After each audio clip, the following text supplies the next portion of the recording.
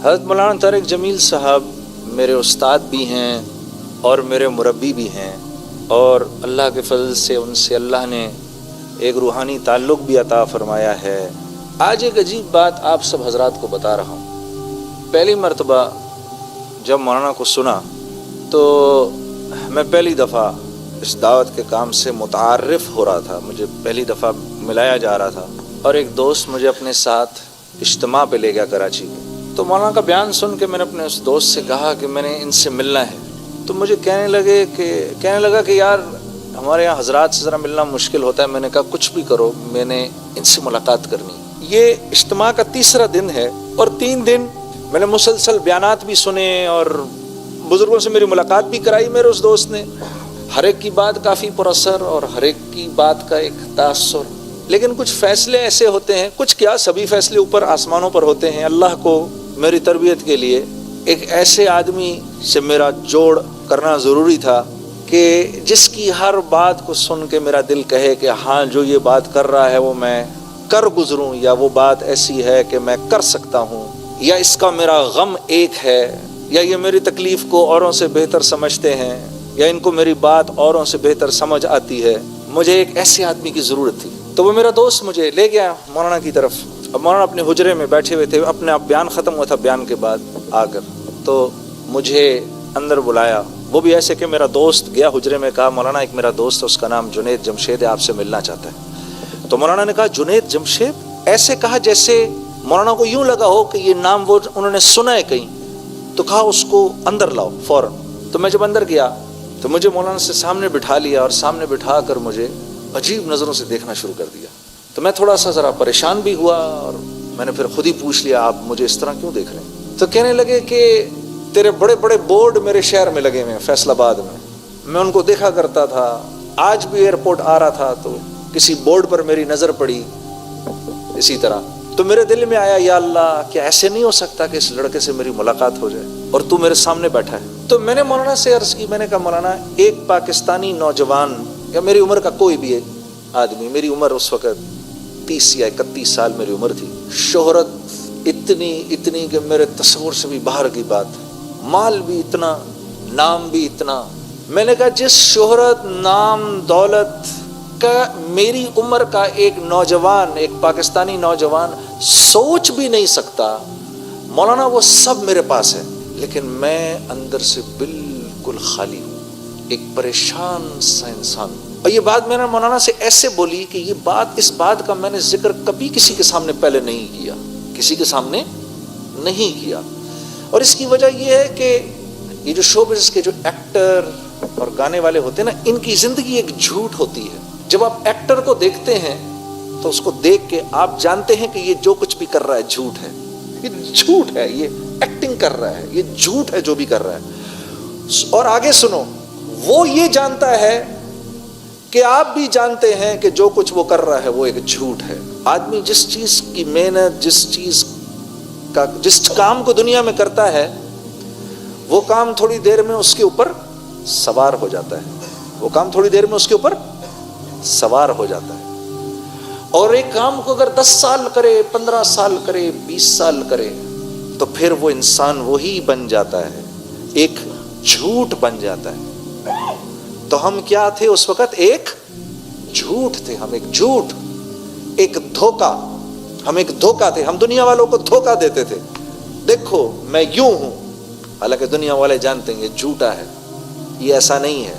ایک فلم میں ایک سے پیار کرتا ہے تو دوسری فلم میں دوسرے سے پیار کرتا ہے، تو تیسری فلم میں تیسری سے پیار کرتا ہے، یہ تو جھوٹا ہے۔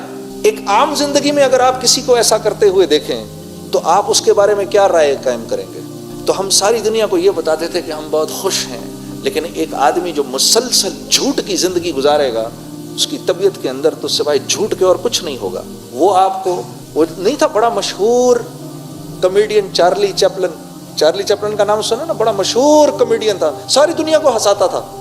یہ ایسا کمیڈین تھا، اس کے پاس ایسا ملکہ تھا، منہ سے ایک لفظ بھی نہیں بولتا تھا، ساری دنیا اس کو دیکھ کر ہنستی تھی۔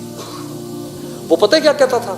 وہ کہتا تھا میں اگر روتا ہوں تو بارش میں روتا ہوں تاکہ لوگوں کو میری آنکھوں سے نکلتے ہوئے آنسو دکھائی نہ دیں، میں روتا ہوں تو بارش میں روتا ہوں۔ تاکہ دنیا کو میری آنکھوں سے نکلتے ہوئے آنسو دکھائی نہ دے. تو وہ ساری چیز میرے اندر سے باہر آ گئی اور میں نے مولانا کو کہا میں ایک خالی آدمی ہوں, مجھے بتائیں میں کہاں جاؤں, میں کیا کروں. تو فرمانے لگے تجھے چوٹ اصل میں اس گھٹنے پر لگی ہے اور تو مرہم اس گھٹنے پر لگا رہا ہے. میں نے کہا حضرت کیا مطلب؟ فرمانے لگے دیکھو اللہ نے انسان کو دو چیزوں سے بنایا ہے, ایک جسم سے بنایا ہے اور ایک روح سے بنایا ہے.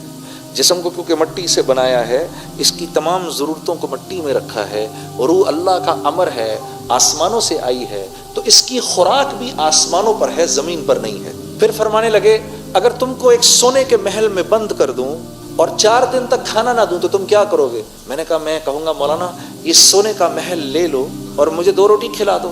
تو کہا تو نے بھی اپنی روح کے ساتھ یہی کیا ہے, اس کو سونے کے محل میں لپیٹ دیا ہے, مال و دولت میں لپیٹ دیا ہے, شہرت میں لپیٹ دیا ہے, اس کو چیزوں میں لپیٹ دیا ہے, جیسے آج سارے ہانگ کانگ والوں نے اپنی روح کو چیزوں میں لپیٹ دیا ہے.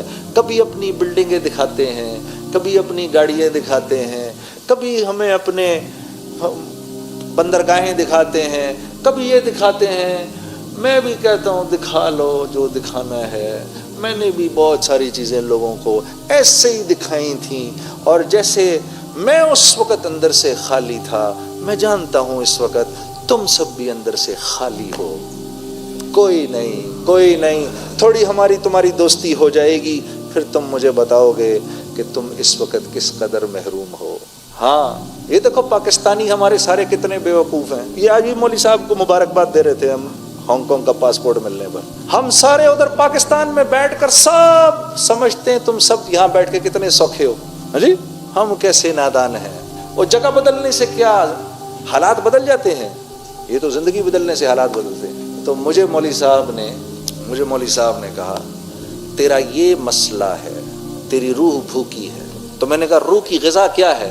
فرمانے لگے روح کی غذا تو قرآن ہے. روح اوپر سے آئی, قرآن بھی اوپر سے آیا, اس کو قرآن سنا, قرآن کے نغمے بھی تو سنا. کبھی یہ جھوٹے گانے جو تو سناتا ہے, کبھی اس کو محمد صلی اللہ علیہ وسلم کی زندگی بھی تو دکھا تاکہ اس کو تھوڑا سکون ملے.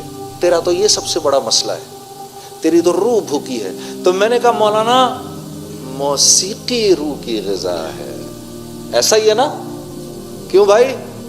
نہیں ایسا ہی ہے نا جی. کہہ دو ایک بار, میرا بھی دل خوش ہو جائے. کہہ دو سارے. پھر مولانا نے یہ قرآن کی آیت پڑھی, کہا نہیں یہ موسیقی روح کی غذا نہیں ہے.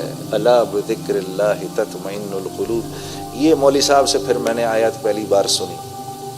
کہا نہیں, اللہ سے دوستی, اللہ کا ذکر روح کی غذا ہے, اس کو یہ کھلاؤ. تو میں ایسے اپنا دل پکڑ کے تو اس سے بس بے چین ہو گیا. میں نے کہا ہائے میری عمر تباہ ہو گئی, ہائے یہ کیا ہوا. تو کہنے لگے کچھ نہیں ہوا, تو ابھی توبہ کر لے, تیری زندگی بھر کے گناہ جو ہیں اللہ ان کو نیکیوں میں بدل کے تجھے لوٹا دے گا. ہاں تو ابھی توبہ کر لے. میں نے کہا مولانا میں نے توبہ کر لی. ہاں